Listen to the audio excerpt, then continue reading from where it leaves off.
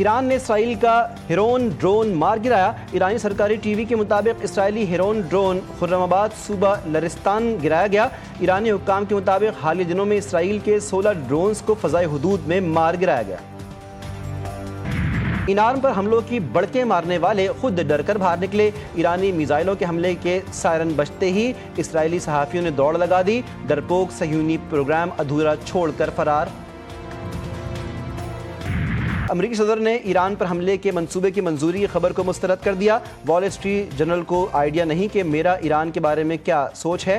Donald Trump کا social media پر پیغام، جریدے سے دعویٰ کیا کہ امریکی صدر نے ایران پر حملے کی منظوری دے دی ہے۔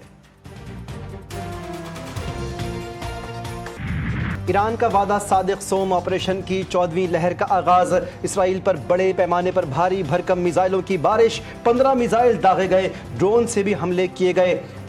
ڈرون سے بھی حملوں کے بعد شمالی مقبوضہ فلسطین کے مختلف علاقوں طبریہ اور حیفا تک سائرن بجنے لگے۔ اسرائیلی شہریوں پر خوف طاری۔ تازہ کارروائیوں میں اسرائیل کے ہم عسکری اور انٹیلیجنس اہداف کو نشانہ بنایا گیا۔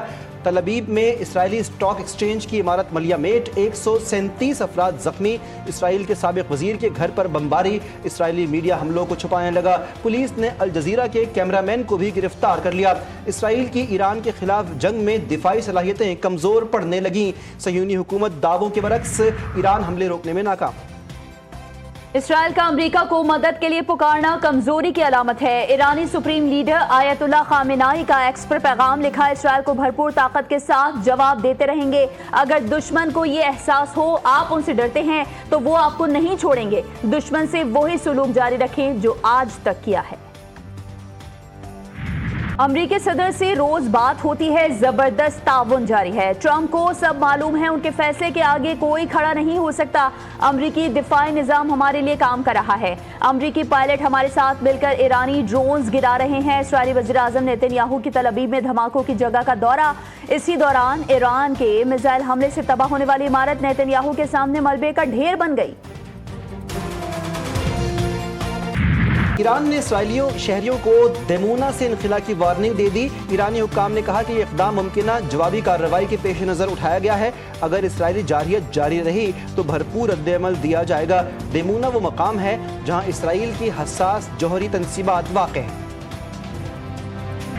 اسرائیل کے ایران پر وحشیانہ حملے، ایران کے عراق ہیوی واٹر نیوکلیئر ری ایکٹر کو نشانہ بنایا گیا۔ تہران میں ریڈ کریسنٹ کے مرکز کے قریب فضائی حملہ، شدید دھماکے کی آوازیں سنی گئی۔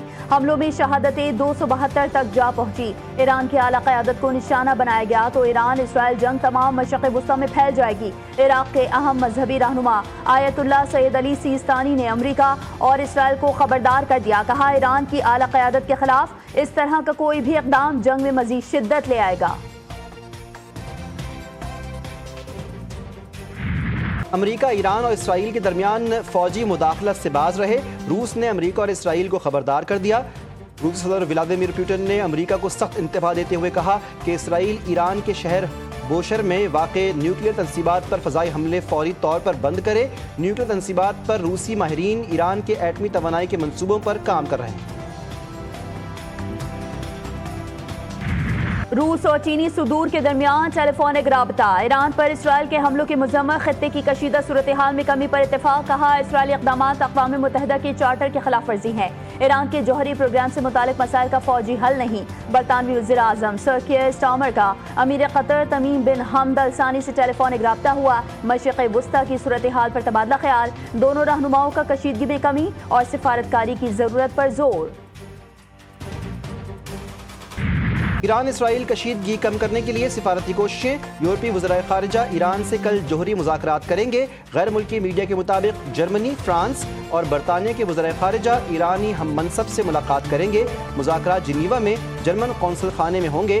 یورپی یونین کے اعلیٰ سفارتکار بھی مذاکرات میں شریک ہوں گے۔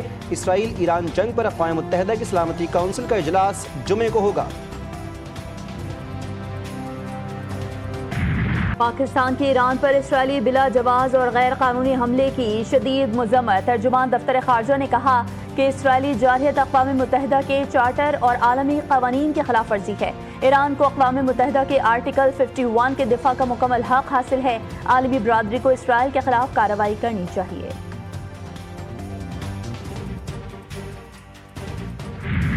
ईरान एटमी हथियार बनाने की कोशिश नहीं कर रहा। हमने कभी नहीं कहा कि ईरान एटमी हथियार बना रहा है। इंटरनेशनल एटॉमिक एनर्जी एजेंसी के सरबराह राफेल ग्रोसी ने नेतन्याहू के ईरान पर हमले का जवाब बनाने वाले बयानात का पर्दा चाक कर दिया। कहते हैं ईरान के जौहरी हथियार बनाने का हमारे पास कोई सबूत नहीं।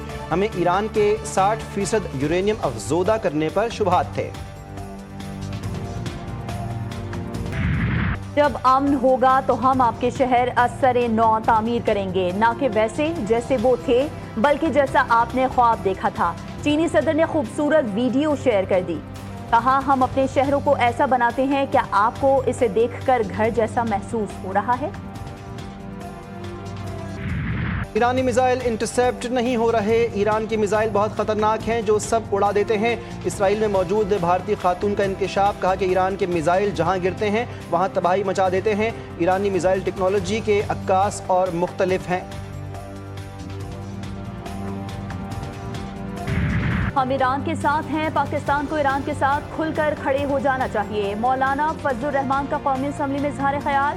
कहा, बजट पर गुफ्तगू करते हुए कि हर हुकूमत बजट को अवाम दोस्त करार देती है। मईशत बेहतर करने के लिए पुरअमन माहौल होना ज़रूरी है।